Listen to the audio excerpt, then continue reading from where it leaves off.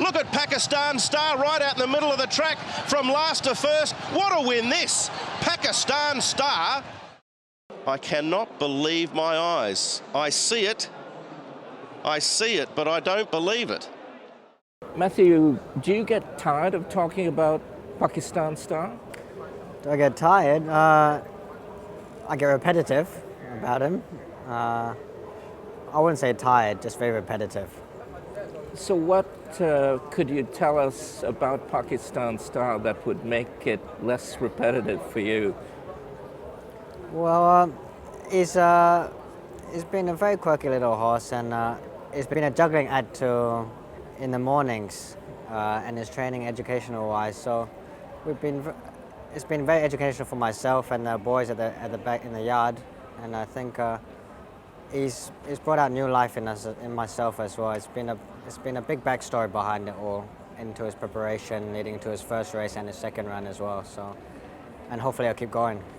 He seems to almost be a bit of a show-off, or seems to be playing with you. You know, it's a bit like missing the start, but a bit like playing with you and saying, "Don't worry, Matty, you know, we're going to get them." Is that kind of true, that he's a little bit of a... I think you got it more or less on the spot there.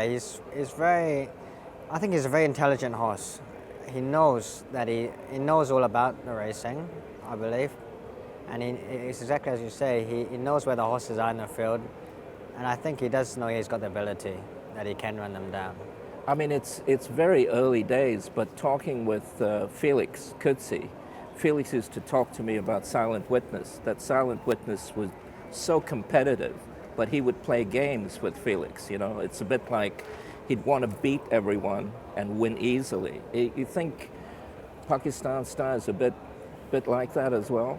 In a way, yes, I guess. I say he knows how to jump. He knows what he has to do.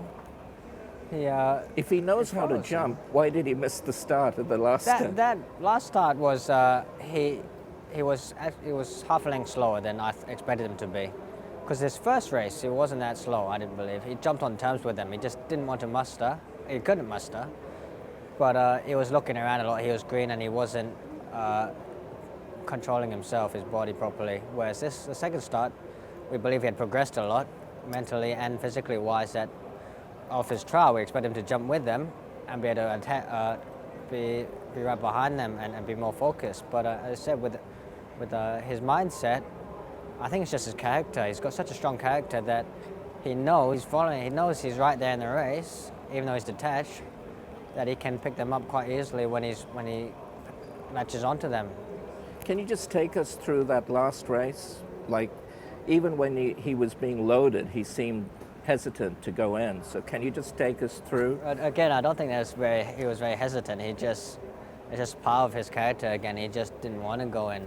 He's just being a bit of just wanting them to make him go push him in, and didn't want to be a bit of a pushover. Say, come on, if you want me in, you got to push me in. You got to make me get in there. A bit boisterous, I guess. But once he got in there, he's fine. He's beautiful. He's quiet. I said we expect him to jump a bit better than he did. He just just past the gate, so we just half wanted to slightly sit down, so we missed it by half a length or so. But he jumped and he did travel. He felt better in the run, and I was actually having a bit of a talk to him. I knew that he was fine and he felt fine. He gave me the feeling that he was happy with this run, and that's all I wanted him to be. I wanted him to be happy in the run. You were talking to him during the race? Yes, actually, when I was a couple of lengths off the second last horse, and I was saying, it's okay, buddy, we'll catch him, we'll run him down in the straight. And then the 500, 450, we're like, okay, now it's time to get a bit serious. Give him a bit of a click up. He lashed onto the second last horse, and then we just anchored him out. Let's go kill him. How was he when you pulled him out? How was it? When I pulled him out, he responded to me. He was listening. That's why I think he's very intelligent. He was listening to I believe he was listening to what I was saying, because when I pulled him out, I went, let's go. He switched his legs and kicked 2 or 3 lengths straight away. And he picked them up so fast that I could see the first couple of horses, the leaders. And that I took a bit easy on him, and he started to idle in front again and take a bit easy. So that's when I gave him another smack down the backside, just to make sure he kept his game on. And then he kicked again. and then all of a sudden he was like, there was no one in the vicinity of him, that he wanted to run towards the fence where the leaders were, and that's when I just pulled it through, and I just kept having to show him the stick just to try to keep his mind on the game, because he was pulling up. Here he comes, Pakistan Star, emerging down the middle. Carefree Prince Kingsfield, Marvel Hero up the rail. Pakistan Star still coming, sweeping to the lead. What an amazing turn of acceleration. Pakistan Star race to the lead from Marvel Hero. Oh, he's a ripper. Pakistan Star. What instructions did Tony give you? Hey man, be Hey, cool. man. Yeah, he said just ride a cool race. We'll try get him to jump on terms and don't get too far back. But if you're there, just keep him cool. Just keep cool, relax, and then let him do his work late. And how about your career after last season, which was injury plagued, and you've made a comeback, and now you're riding Pakistan Star. So do you attribute this to maybe the fact that you're now a husband, father, your mindset is different?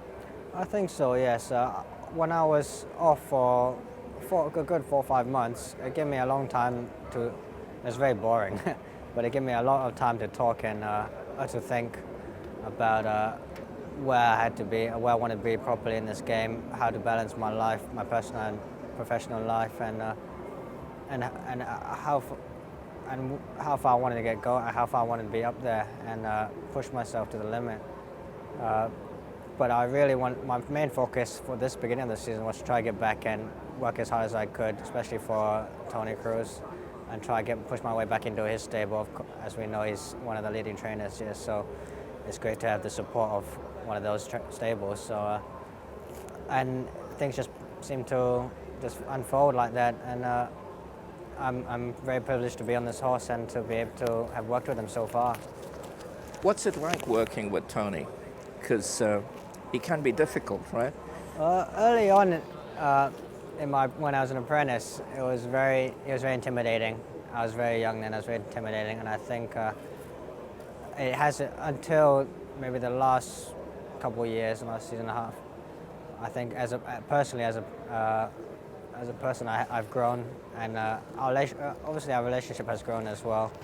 And also with my injuries, when I've been out, I had a lot of time to think. That I believe our relationship is very professional. And Tony, as long as you come into work and you turn up and you put the hours in, he's there to support you. And he really, and as he said it many times, he really wants to support the local boys and stuff like that. So I hope to be his number one call-up for that position.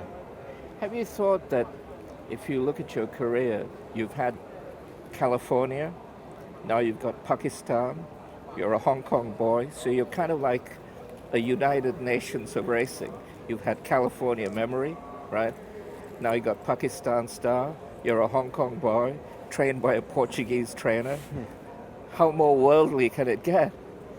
Oh, it's great. It's great for racing. It's great for Hong Kong racing. It's great for everyone, and no doubt myself as well. And I think that it all comes down to, I say, working relationships and getting along with each other and forging those relationships to get into those horses, from my point of view, and just get them stronger so we can produce racing results. And what are the owners like? Nice people, I hear, right? Oh, great people. They're one of the best owners I've met, and they seem very sincere, and they seem like a great family. And very devout Muslims, right? So they don't really gamble and they don't drink. So who takes the champagne after the win? Tony? I'm not sure, maybe. Maybe, but I personally don't really know them that well. But as much as I do, they're great people. They always say hello. They always seem very devoted to their horses, and they love their racing. So I say it's a great privilege to be working with this horse and with them and all the connections to do with Pakistan Star.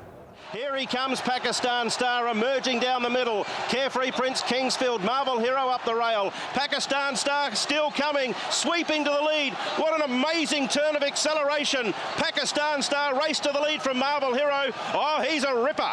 Pakistan Star.